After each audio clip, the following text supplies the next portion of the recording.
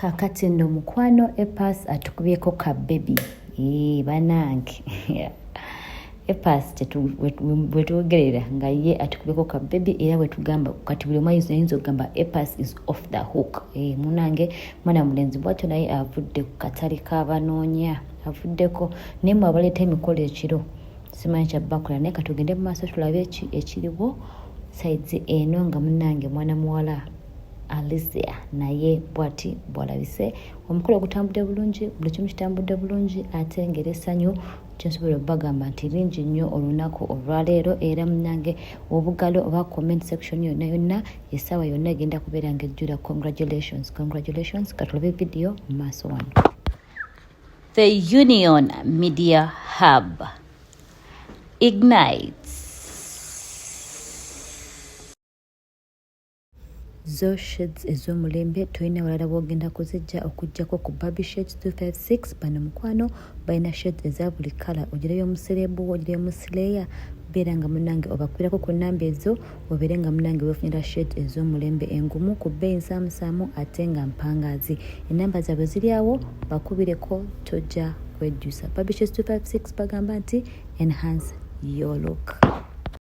Bo obudde bubadde busaasaana era nga munange buli omu agenda kuyingira kikunta kye bweti wetulabidde ebifaananyi nga munange bipopinga up naye nga si bya mulala yenna naye nga ye Epas ate nga wemumanyi mbadde sobola kubeera nga mbalekerera neŋŋamba why not kansooke mbabeeyo ka sneak peek of kiki ekigenda mu maaso oba ekitambula sides eyo nga abantu bana bakujja bagamba ate photoshoot ate biki ate simanya luyimba mwana muwala atubeewo ka baby kato kalungi kanyirira bitya. Mwana muwala yewanguliddwe olulenzi kati gwe abaddeeyo nga munange okyesunga ekintu kyo kireka kyawedde dda tugenze mu kukyala abana abanyarwanda bakuta kukyala naye nga kabebi keeko bwe kati wekalabise kanakawala katukula kalungi nnyo nyini ddala Epas bwatyo ye tugamba dda nti y'obufumbo abwagala naye oba kyendaba kyemulaba mubeere nga mwetegerezaakawo musooke muŋŋambe mu comment section kyendaba kyemulaba ka video ngenda banka zayo katono mubeere nga mwetegereza sagala kubeera nga munange nsala mugambo naye nga ninganga labye nga mwana muwala Alicia alinganga ayinamu aka baby akagamba kalabe tunula ku lubutaawo obeere nga munange otugamba omugole akikoze atya Epas ekintu kireka munange yo kibaddeyo nga kitambula mpola sides eyo naye nga ye mwana muwala anyumye alabise bulungi. Mwana muwala byalimaana agenze mu side byalumana byalubiki abanyarwanda anti bagala nnyo ebintu bya byalumana mwana muwalenzi agenze siko sides eyo olaba stomach area pera nga ba cholaba kyendaba ongambe mu comment section awo naye nga omukolo mulamba gugenda bagujja encha. Yes, obeera byokumirako wano ku the Union Media Hub where we all about marriage, faith and motherhood. Watulapalapa emikolokolo nga giyise oba nga giyitaayita tuba tugibaleetera n'olwekyo obeera nga weekumirako mukwano video gimpereka like ate beera nga subscribinga notification bell togyerabira kubanga omukolo gwonna nga bwe gutambudde ngenda bba nguleeta essaawa yonna.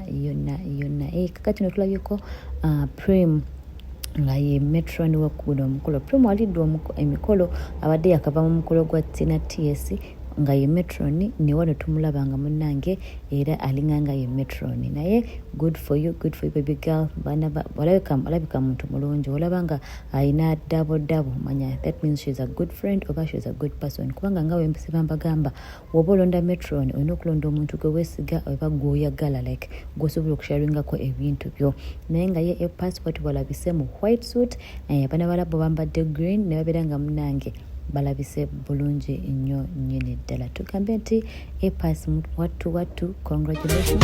wange agumidde embeera zonna wange agumidde embeera zonna wange agumidde embeera zonna wange agumidde embeera zonna wange agumidde embeera zonna